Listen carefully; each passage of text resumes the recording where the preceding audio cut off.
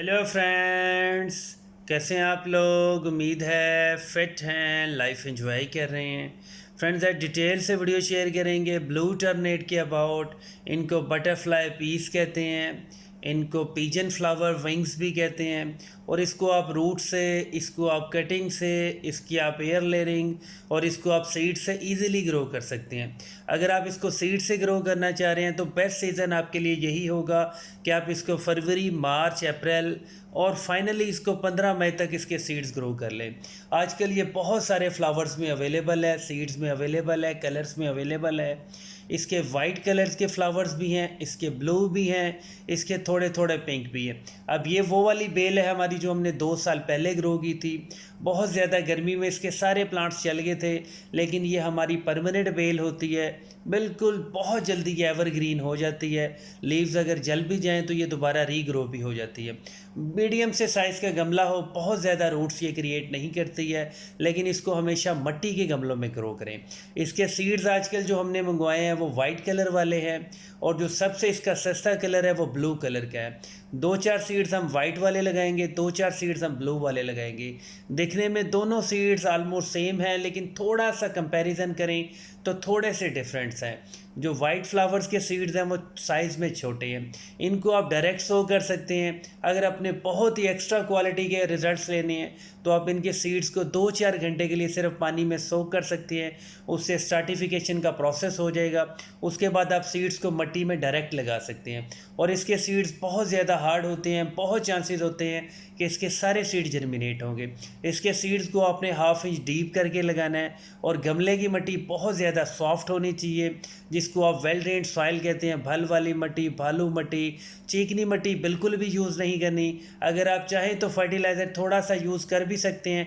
अगर आप फर्टिलाइज़र नहीं भी यूज़ करेंगे कोई इशू नहीं है, क्योंकि सीड लगाते वक्त कोई फर्टिलाइज़र रिक्वायर नहीं होता।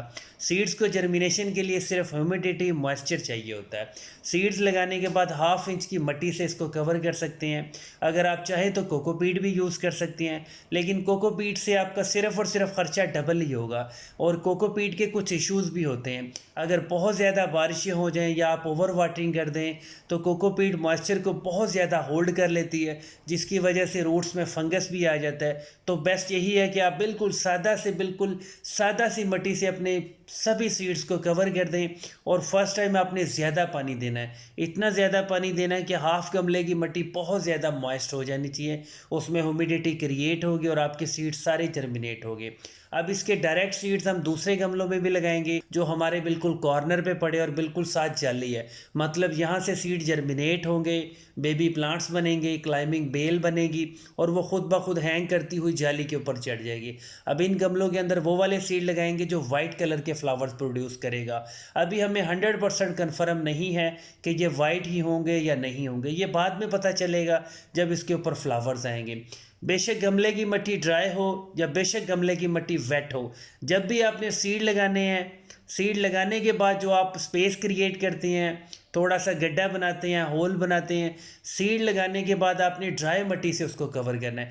कभी भी कीचड़ वाली या सोगी मिट्टी से अगर कवर करेंगे और ऊपर से पानी दे देंगे तो सीड बहुत ज़्यादा हार्ड हो जाएगा, वो मिट्टी कीचड़ बन जाएगी। और इसके सीड मैक्सिमम 5 to 10 डेज़ में जर्मिनेट होना स्टार्ट हो जाती है।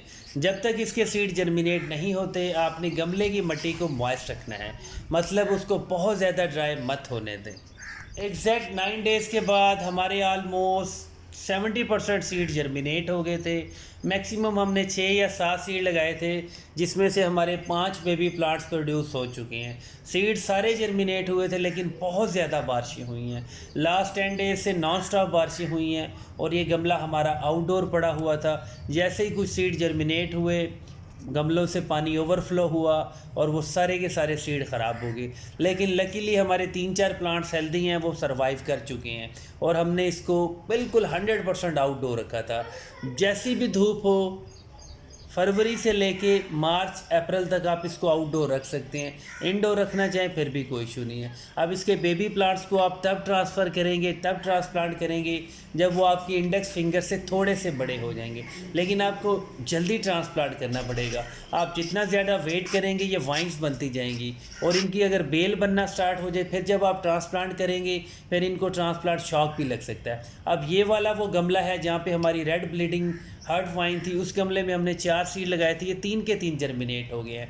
और यहाँ पे हमने वाइट वाले सीड लगाए थे जो वाइट फ्लावर प्रोड्यूस करेगा, ये 100% जर्मिनेट हुए। 7 वाले गमले में भी लगाए थे, उसमें से जो बेबी प्लांट्स निकले थे वो हमने किसी को डोनेट कर दिए, किसी को ब्लू टर्नेट के बेबी प्लांट्स चाहिए थे वो हमने वहाँ पे शिफ्ट कर दिए। और दूसरे गमले में हमने कुछ कटिंग्स लगाई थी अंगूर की बेल की, उनको शिफ्ट कर दिया। और वो बड़े साइज़ का गमला और मिट्टी का गमला है। अंगूर की बेल भी हम टेरेस की तरफ हैंग करेंगे, लोवर्स के ऊपर हैंग करेंगे, जाली से हैंग होती हुई ये ऊपर की तरफ चली जाएगी।